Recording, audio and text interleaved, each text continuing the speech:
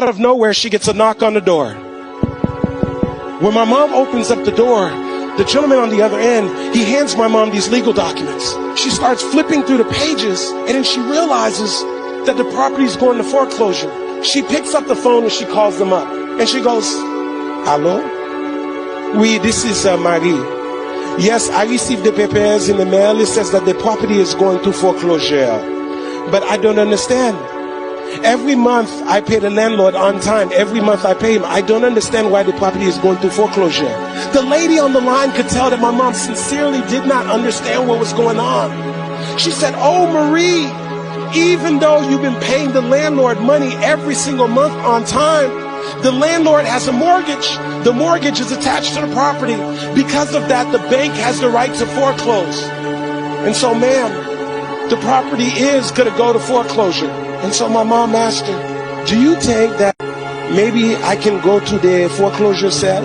Whoever buys the property, I will be a good tenant for them. I will stay in the property. I will pay them the rent. Please, do you think that they will let me stay?" And you know what the lady told my mom? She said, "Ma'am, it's not even worth you showing up. Whoever buys that property is not going to want to keep your little restaurant in there." So my mom is devastated. She's like, "This is how I take care of my two boys. I got all my life savings into this property." And so about 2 weeks later, my mom says, "You know what?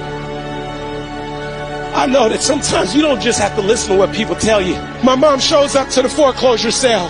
She's expecting a room full of investors. But to her surprise, there's only two people there: the auctioneer and the representative from the bank. Now, before my mom could realize what's going on, the auctioneer steps up to the podium and says, "Ladies and gentlemen, we're about to start the bidding process on 540 West Atlantic Avenue. If you're here to bid on the property, please raise your hand." And so naturally, the representative from the bank is standing over here. She raises her hand.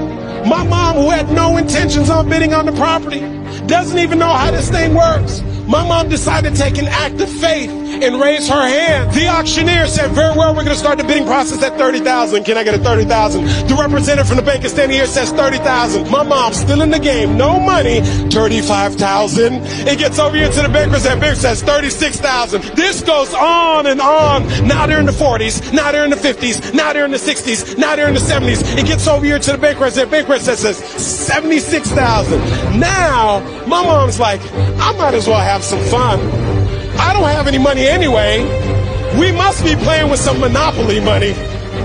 And so my mom, attitude and all, my mom goes, 76,500.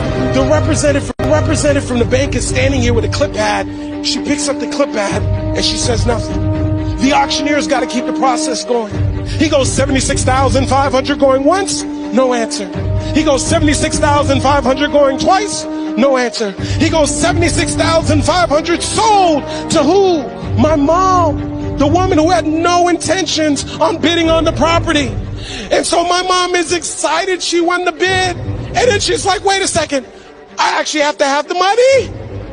And so they told her, "You got 30 days to come up with the money." And so my mom would go home. She'd pull out a notepad and she'd start writing down the names of all of her friends and all of her family members, one by one. And she would call them up and tell them the story. Some would lend her 1,000. Some would lend her 2,000. Some would lend her 3,000. Some lend her 4,000. Some lend her 5,000.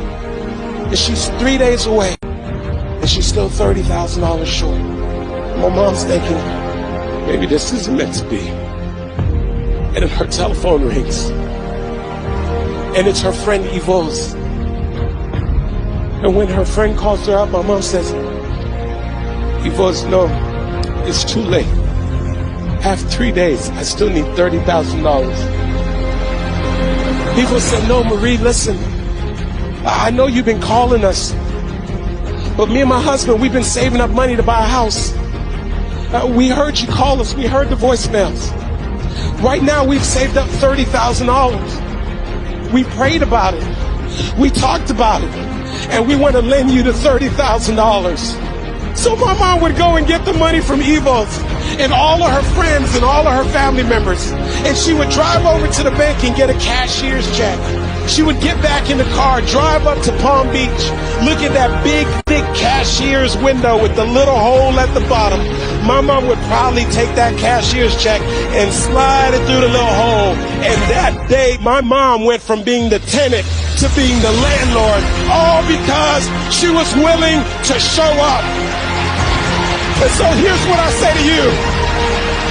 There are going to be times that you're going to be wondering, why should I keep showing up and working my business? Why should I keep picking up the phones and making the phone calls? Why should I keep fighting for my goals and fighting for my dreams? And what I want to remind you is that you got to show up for your life regardless of the circumstances. You got to show up in spite of the naysayers. You got to show up in spite of the conversation going on in your mind. You got to show up for your life. Because if you don't, nobody else will.